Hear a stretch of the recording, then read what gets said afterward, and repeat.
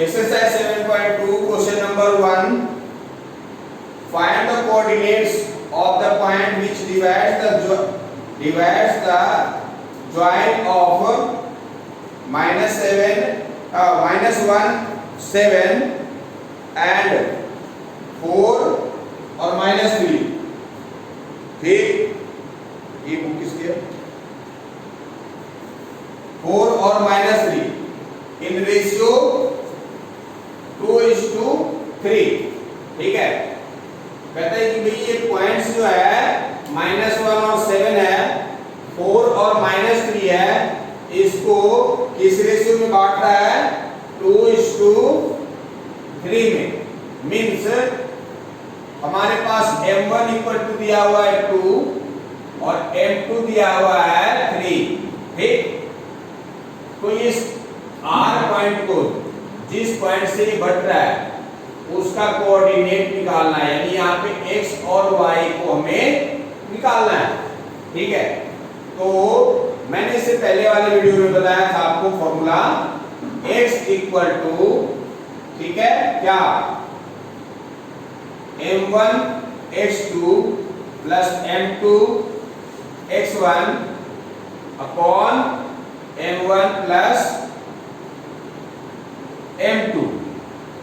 तो यहाँ पे आपके पास क्या है, देखिए m1 यहाँ ये 2 है, m2 3 है, x1 इधर लिख देता हूं, x1 -1, y1 7, x2 4 और y2 -3.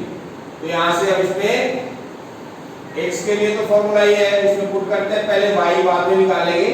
ठीक है, m1 है 2, x2 क्या है 4, m2 है 3 और x1 है -1 अपॉन m1 2 प्लस m2 है 3.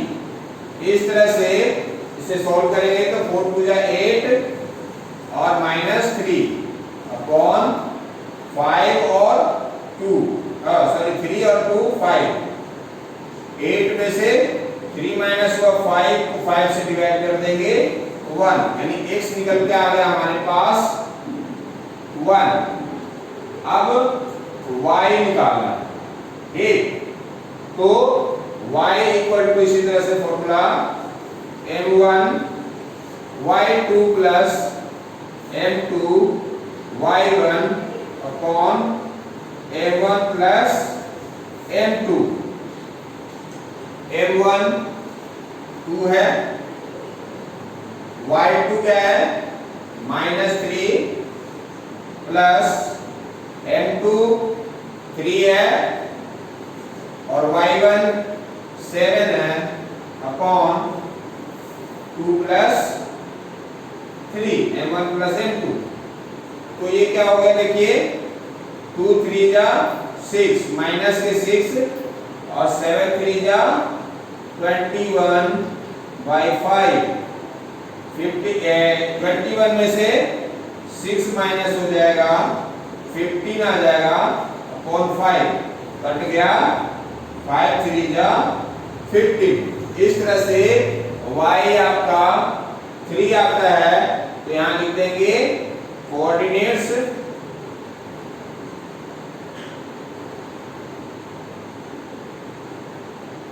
x y is equal to 1 and 3. ये आपका फर्स्ट पार्ट का आंसर आता है, फर्स्ट क्वेश्चन का आंसर आता है. ठीक, इसी तरह से आपके पास अब सेकंड क्वेश्चन है, find the coordinates of the points of trisection of the line segment joining 4 -1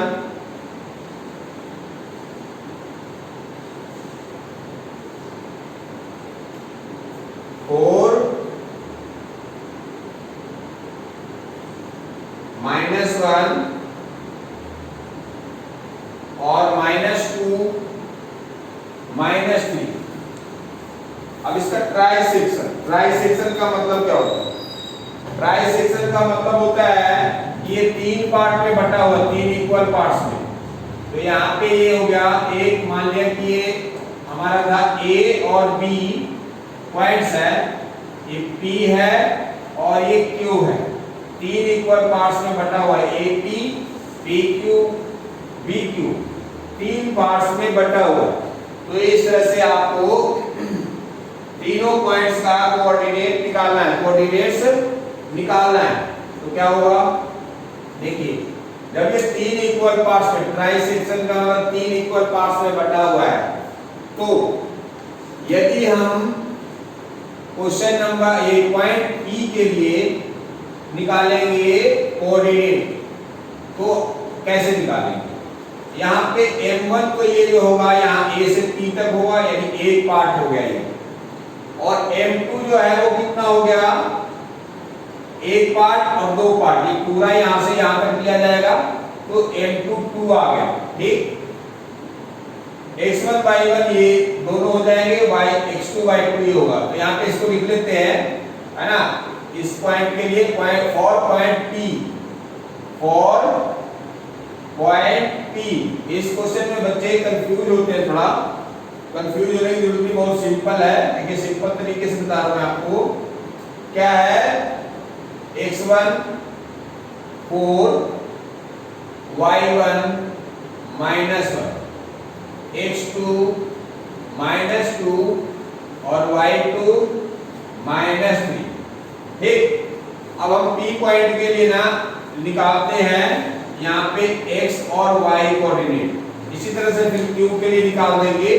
तो x के लिए क्या होगा फॉर्मूला हमारा, इसी तरह से x equal to formula m1 x2 plus m2 x1 by m1 plus m2। अब यहां लीजिए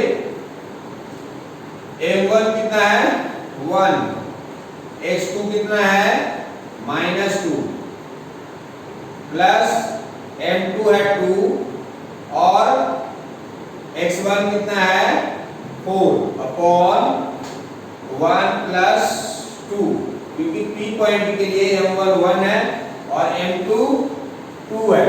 ठीक है, इस तरह से आपका इसको सॉल्व करते हैं तो क्या आता है -2 प्लस 8, तो 8 में से 2 माइनस हो जाएगा 6/3 यानी 2। ये तो आ गया आपका x। y निकालते हैं इसी तरह से, तो क्या होगा m1 फॉर्मूला ऊपर लिखा है, चलो फिर से लिखता हूं y के लिए m1 y2 plus m2 y1 upon m1 plus m2।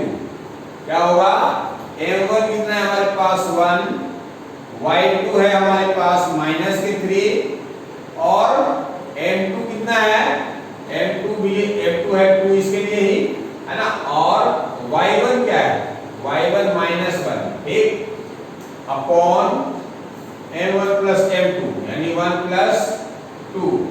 अब इसे सॉल्व करेंगे, क्या आएगा,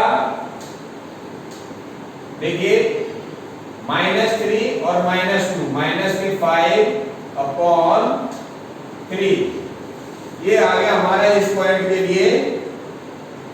ठीक है बेटा, प्लीज यस सर, चेक कर लेना। यस सर, करेक्ट, -5/3 सही है। Yes sir. ओके, इस तरह से अब पॉइंट Q के लिए निकालेंगे, तो इधर अलग से लिख देते हैं। अब फॉर पॉइंट Q पॉइंट के लिए m1 m2 क्या होगा, चेंज हो जाएगा। ध्यान से देखिए इधर, ये m1 जो है, ये m1 जहां पे आपका 1 था और m2 क्या था इसके लिए 2 था। अब इस पॉइंट के लिए इधर 2 पार्ट हो गया, 1 और 2, इधर एक ही पार्ट रह गया। तो अब इसके लिए क्या हो जाएगा, तो पॉइंट Q के लिए m1 जो है वो 2 हो गया, AP और PQ, यहां तक इस पॉइंट के लिए क्या हो जाएगा 2 पार्ट, यानी m1 हो गया 2 और m2 हो गया 1। ठीक, बस। और बाकी कुछ नहीं करना, आपको यही पॉइंट, दोनों पॉइंट लेकर के m1 m2 खाली यहाँ पे चेंज हो जाएगा और क्यूब के लिए निकल जाएगा। तो निकालते हैं, है ना। देखिए x इक्वल टू, फिर से वही फॉर्मूला लगा लीजिए, x इक्वल टू क्या होगा, देखिए m1 x2, है ना। m1 कितना है हमारे पास 2, x2 कितना है -2, प्लस m2 x1, m2 क्या है 1 और x1 कितना है 4, अपॉन में क्या m1 और m2 2 प्लस 1 3 हो गया।